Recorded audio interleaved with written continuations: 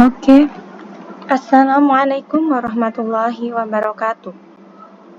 Kembali lagi dengan video saya pada kali ini, yaitu materi yang saya bawakan adalah tentang perbedaan rakaat dalam sholat tarawih.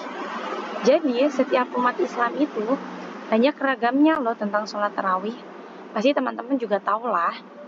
Nah, di sini saya akan membahas sedikit demi sedikit. Kalaupun masih ada kurangnya, kita akan koreksi sama-sama. Karena di sini saya juga masih belajar ya teman-teman. Oke, jadi yang di dalam pendahuluan ini saya tuliskan, umat Islam di Indonesia secara sosial terpilah dalam berbagai konfigurasi sosial seperti etnisitas, aliran pemikiran, organisasi keagamaan, dan sebagainya. Nah, yaitu tadi teman-teman, kenapa ada perbedaan tentang sholat tarawih? Karena di Indonesia ini, walaupun satu negara ataupun satu agama, yaitu agama Islam, tapi memiliki banyak aliran, atau yang kita ketahui ada 4 aliran ya teman-teman, dan teman-teman bisa komen apa aja aliran tersebut. Lalu di Indonesia juga ada loh organisasinya. Lalu lanjut lagi, dalam kalender Hijriah, Ramadan menempati posisi ke-9, di mana kalender ini menggunakan revolusi bulan sebagai titik acunya. Nah, selain itu, cara untuk agama Islam atau umat Islam itu mengetahui masuknya sudah bulan Ramadan atau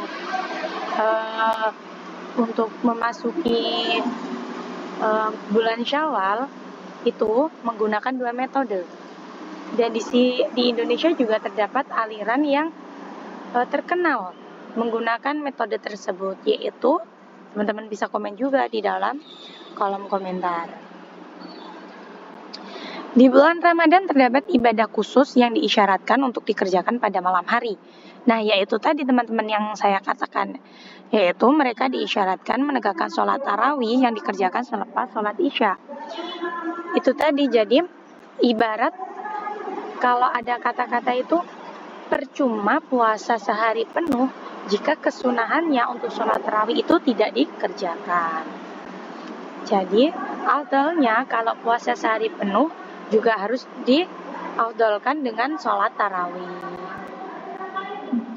Lalu di dalam pembahasan, adapun sholat tarawih tidak diragukan lagi di dalam kesunahannya. Nah, yaitu tadi ya teman-teman. Jadi, sholat tarawih itu ya penting walaupun dia sunnah, tapi dia termasuk ke dalam keafdalan sholat. Kesepakatan ulama telah menjadi kukuh di dalam kesunahannya. Yang demikian dikatakan tidak hanya satu orang.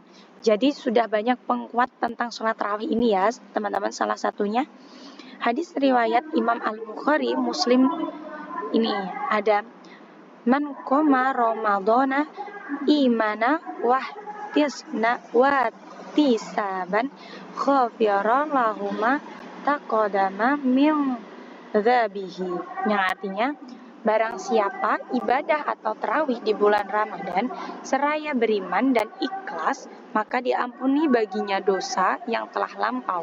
Hadis riwayat Al-Bukhari, Muslim, dan lainnya.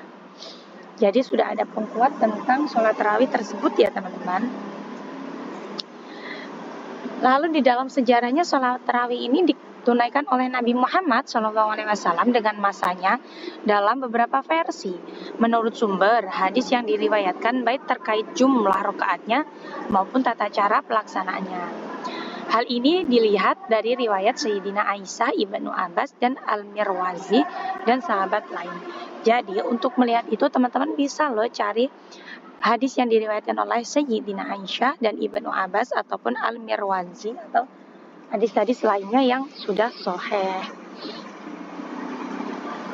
Jadi selain rakaatnya, ternyata sholat tarawih itu caranya juga berbeda-beda. Kalau untuk cara saya kurang tahu ya teman-teman, karena di sini saya hanya membahas tentang rakaatnya.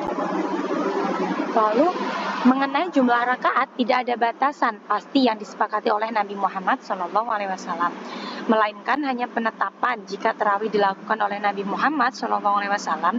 Ibnu Taimiyah melansir pendapat para mazhab fikih bahwa sudah masyhur di kalangan mazhab Syafi'iyah dan Hambaliyah bahwa Rasulullah SAW melaksanakan sholat tarawih berjumlah 20 rakaat. Mayoritas ulama mazhab Syafi'i menganggap jumlah total rakaat dalam sholat tarawih adalah 20 rakaat dengan salam. Jadi 2 rakaat dilakukan lalu salam, dilakukan kembali hingga 20 rakaat. Nih, pendapat ini dikuatkan dengan sabda Rasulullah SAW, yaitu anna Nabiya sallallahu alaihi wasallam kana yusalli fi syahri Ramadana fi khayri jama'atin ngisharina rak'atan wal watro.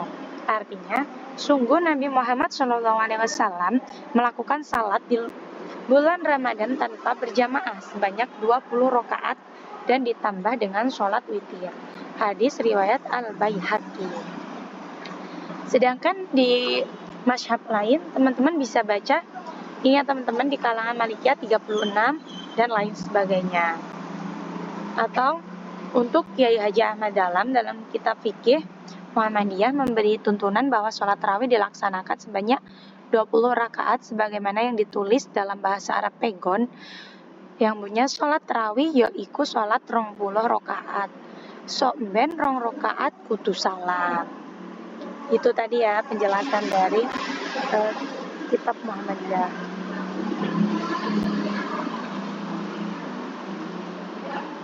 Lalu perbedaan yang masih memiliki keterkaitan dengan Al-Quran, maksudnya di tulisan ini perbedaan yang ada masih memiliki keterkaitan dengan Al-Quran dan hadis, maka semua masih dapat diterima berapapun jumlah rakaat pada sholat tarawih. Selagi mereka masih melaksanakan sunnah tarawih, maka mereka sudah menggugurkan kewajiban pada bulan Ramadan. Jadi berapapun jumlah rakaatnya, selagi itu masih memenuhi syarat Al-Quran dan hadis, insya Allah itu semua bisa diterima oleh agama Islam. Jadi dimanapun mereka sholat, berapapun jumlah rakaatnya, itu lebih baik daripada yang tidak melaksanakan sholat tarawih atau berpuasa tetapi tidak sholat tarawih. Jadi kesimpulan saya pada esai ini yaitu dalam sejarah sholat tarawih memang ditunaikan oleh Nabi Muhammad SAW di masanya dalam beberapa versi menurut sumber hadis yang diriwayatkan, baik terkait jumlah rakaat maupun tata cara pelaksanaannya. Itu tadi teman-teman, jadi versinya itu banyak dan Nabi Muhammad juga sudah mengatakan tidak ada batasan untuk sholat tarawih. Hal ini bisa dilihat tadi yang saya katakan, riwayat yang diriwayatkan oleh Sayyidina Aisyah, Ibnu Abbas dan Al-Mirwazi atau lainnya. Perbedaan yang masih ada memiliki keterkaitan dengan Al-Quran. Jadi perbedaan yang masih ada pun selagi masih berhubungan dengan hadis dan Al-Quran itu masih diterima oleh agama Islam. Jadi untuk teman-teman jangan bingung untuk perbedaan-perbedaan dalam rakaat sholat. Jadi semua sudah memiliki mazhab masing-masing atau sudah memiliki aliran yang dikepercayakan masing-masing. Oke, mungkin cukup sekian yang bisa saya sampaikan untuk presentasi ini. Kurang dan lebihnya saya mohon maaf. Kepada Allah saya mohon ampun. Ihdinas syiratal mustaqim. Wallahu muwaffiq ila aqwamit thoriq. Wassalamualaikum warahmatullahi wabarakatuh. Jangan lupa untuk like, subscribe, dan komen ya teman-teman. Terima kasih.